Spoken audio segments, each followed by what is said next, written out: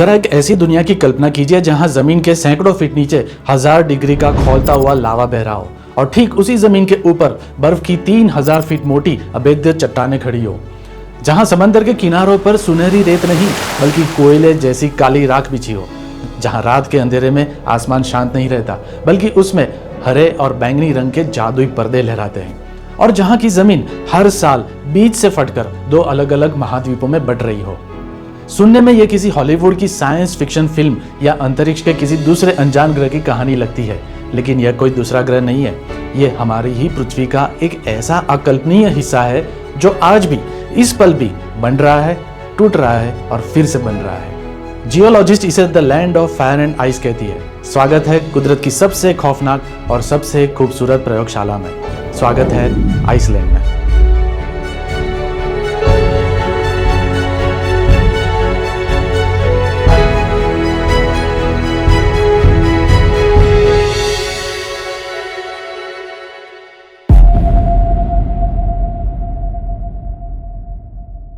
नमस्कार और जय हिंद। किसी भी नए शहर या देश की यात्रा पर हमारा पहला सवाल अक्सर यही होता है, यहाँ देखने लायक क्या है। लेकिन आइसलैंड में कदम रखते ही ये सवाल इररिलेवेंट बन जाता है, क्योंकि यहाँ तो आपकी नजर जहां भी ठहर जाए कुदरत वहीं एक नया अजूबा खोलकर रख देती है। धरती का सीना चीरकर निकलती भाप, मीलों तक फैली बर्फ, किसी साईफाई मूवी के सेट जैसे समंदर के किनारे, अनबिलीवेबल वाटरफॉल्स और इन सब के बीच जमीन के बहुत नीचे ज्वालामुखी की आग चुपचाप सांस ले रही है। आइसलैंड सचमुच एक नरम गरम मिजाज वाला देश है। सतह से बर्फ सा नर्म और रूह में लावा से खौलता हुआ गर्म। तभी तो आइसलैंड को the land of fire and ice कहा जाता है। और इसी अकल्पनीय विरोधाभास ने आइसलैंड को हमारी धरती की सबसे अद्भुत प्राकृतिक प्रयोगशाला बना दिया है। चलिए चलते हैं इस नेचुरल वंडर की ज्ञान सफर पर।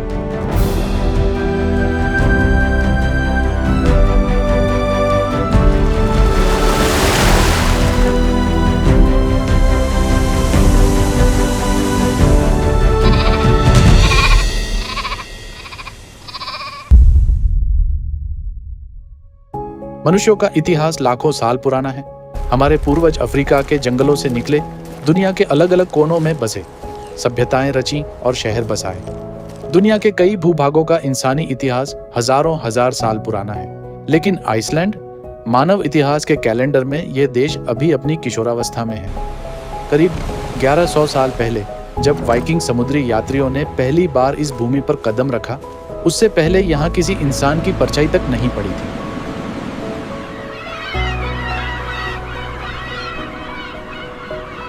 भूगर्भीय इतिहास यानी जियोलॉजिकल हिस्ट्री में भी आइसलैंड पृथ्वी की किताब का सबसे नया पन्ना है। धरती के ज्यादातर महाद्वीप लगभग 20 करोड़ साल पुराने हैं, लेकिन आइसलैंड की कहानी अलग है। ये भूभाग करीब 2.5 करोड़ साल पहले समंदर का सीना फाड़कर उबलते ज्वालामुखी के लावा से आकार लेते हुए बाहर आया।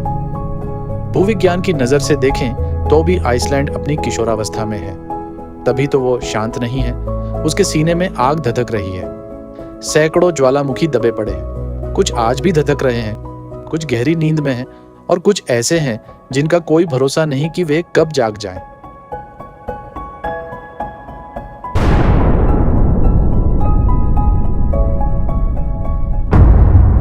लेकिन आइसलैंड की सबसे बड़ी खूबी यह है कि उसने सैकड़ों ज्वालामुखी के इस प्राकृतिक खतरे के सामने हार नहीं मानी है, बल्कि इसे अपना सबसे बड़ा संसाधन बना लिया। लावा की भयंकर गर्मी से उबलते हुए पानी को सीधे पाइपलाइनों के जरिए शहरों और घरों तक पहुंचाया जाता है। यही प्राकृतिक उबलता पानी लोगों के स्नान के काम आता है और यही बर्फीली रातों में घरों को गर्म रखता है और यही जियोथर्मल एनर्जी भी पैदा कर देता है। आज जब पूरी दुनिया रिन्यूएबल एनर्जी के विकल्प तलाश कर रही है, आइसलैंड तो दशकों से इस भविष्य को जी रहा है। यहाँ की लगभग 99% बिजली नदियों के तेज बहाव और पाताल की भाप से आती है। जहां बाकी की दुनिया तेल के पीछे भाग रही है, वहां आइसलैंड धरती के सीने में दबी आग से अपनी पूरी सभ्यता जला रहा है। और ये आग सिर्फ ऊर्जा नहीं देती, ये सुकून भी देती है। आइसलैंड के प्राकृतिक गर्म पानी के कुंड हजारों टूरिस्ट को अपनी तरफ खींचते हैं। इनमें से सबसे जादुई है ब्लू लगून। बाहर शरीर को सुन्न कर देने वाली बर्फीली हवा, चारों ओर पहाड़ और उसके ठीक बीचों बीच सफेद भाप निकालता नीले रंग का खौलता हुआ पानी। यह दृश्य कुछ ऐसा है मानो किसी बर्फीले वीरान ग्रह पर कुदरत ने एक सुकून भरा गर्म सपना बुन लिया। ब्लू लगून का पानी सिर्फ आंखों को ही नहीं सुहाता, इनमें घुले हैं मैग्नीशियम, पोटेशियम, कैल्शियम और सल्फर जैसे खनिज जो त्वचा के लिए किसी जादू से कम नहीं है। 40 डिग्री गर्म पानी में उतरते ही शरीर की सारी थकान जैसे नीले पानी में घुल जाती है और उस पल एहसास होता है कि गर्म ज्वालामुखी का भी क्या इतना नर्म एहसास हो सकता है। अब चलिए आइसलैंड के दूसरे पहलू की तरफ, आइस यानी बर्फ।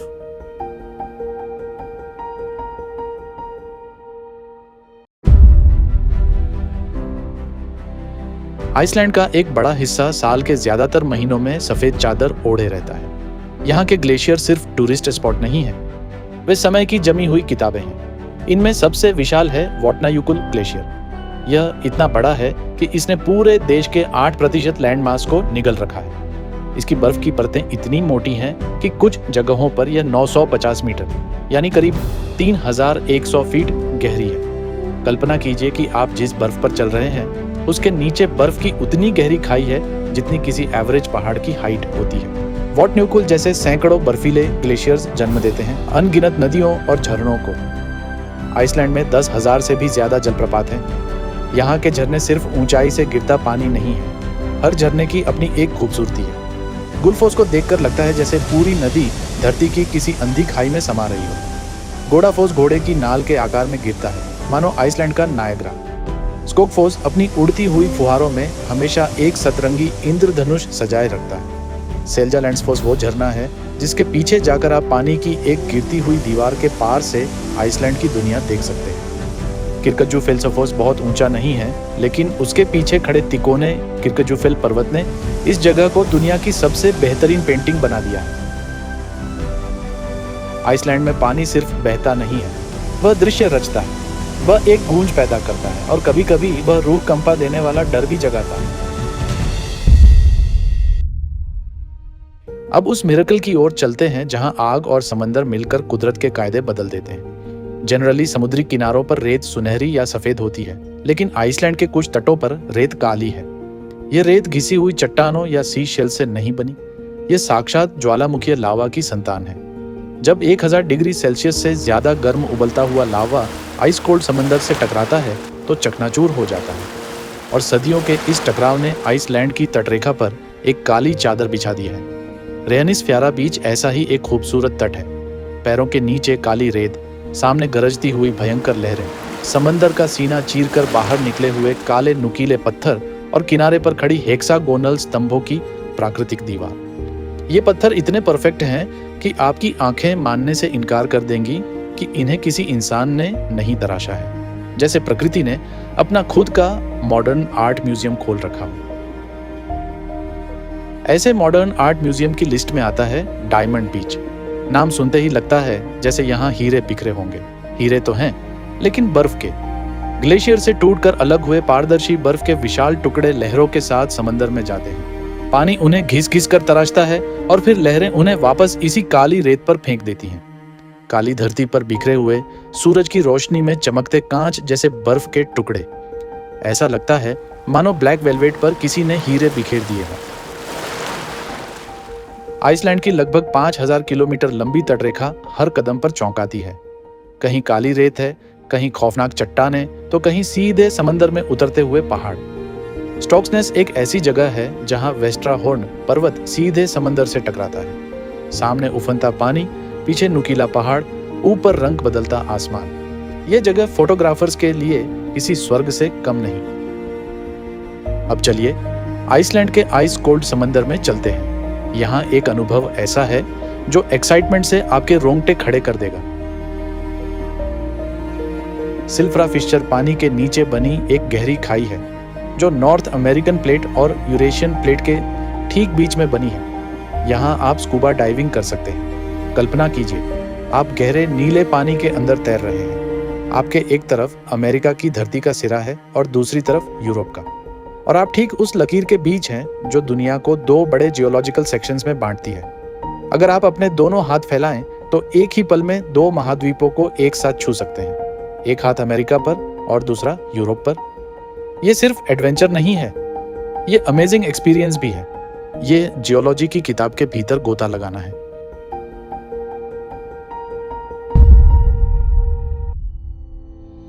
जब धरती और समंदर अपने सारे जादू दिखा चुके होते हैं, तब आइसलैंड आसमान में अपना जादू दिखाता है।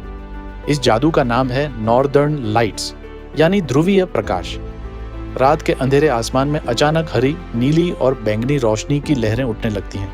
वे नाचती हैं, मुड़ती हैं, पूरे आसमान में फैलती हैं और फिर अचानक गायब होकर वापस लौट आती हैं।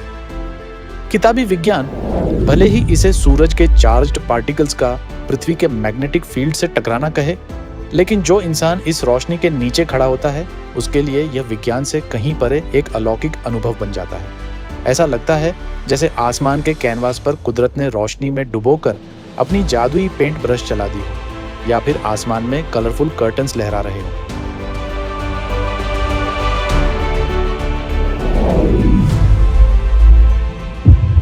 एक और जादू यहाँ समर्स में देखने को मिलता है, जब आसमान में मिडनाइट सन का अनोखा नजारा दिखता है।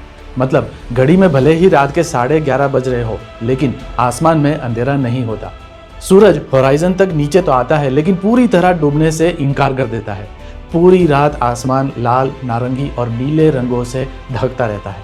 यानी आइसलैंड वो जगह है जहां 6 महीनों तक रात भी पूरी तरह रात नहीं होती।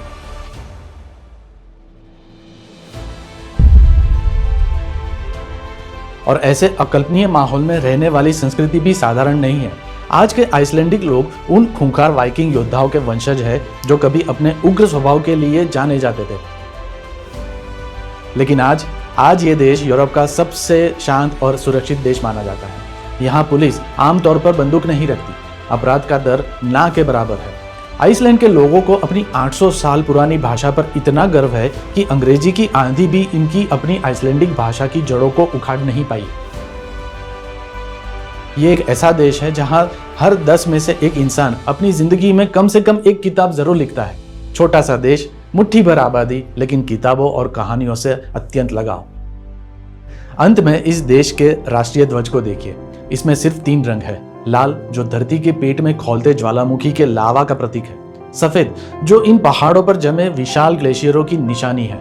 और नीला, जो इस पूरे देश को अपनी बाहों में समेटने वाले समंदर का रंग है। यानी इस देश का झंडा कोई राजनीतिक प्रतीक नहीं है, इसकी भूगोल की लिखी हुई एक कविता है। आइसलैंड की सबसे बड़ी खूबी यही है कि यहाँ विरोधाभास कभी टकराते नहीं हैं। वे एक दूसरे को पूरा करते हैं। आग और बर्फ, लावा और ग्लेशियर, काली रेत और पारदर्शी बर्फ, सुन्न कर देने वाली ठंडी हवा और उबलता हुआ पानी, अंधेरी रात और चमकता आसमान। इसलिए आइसलैंड को सिर्फ land of fire and ice कहना शायद इसके साथ नाइंसाफी होगी। कभी कभी तो ये लगता है कि इस देश का असली नाम होना चाहिए सरप्राइज लैंड। एक ऐसा देश जहां हर मोड़ पर प्रकृति अपना रास्ता रोक कर कहती है, रुको, अभी बहुत कुछ चमत्कार देखना बाकी है।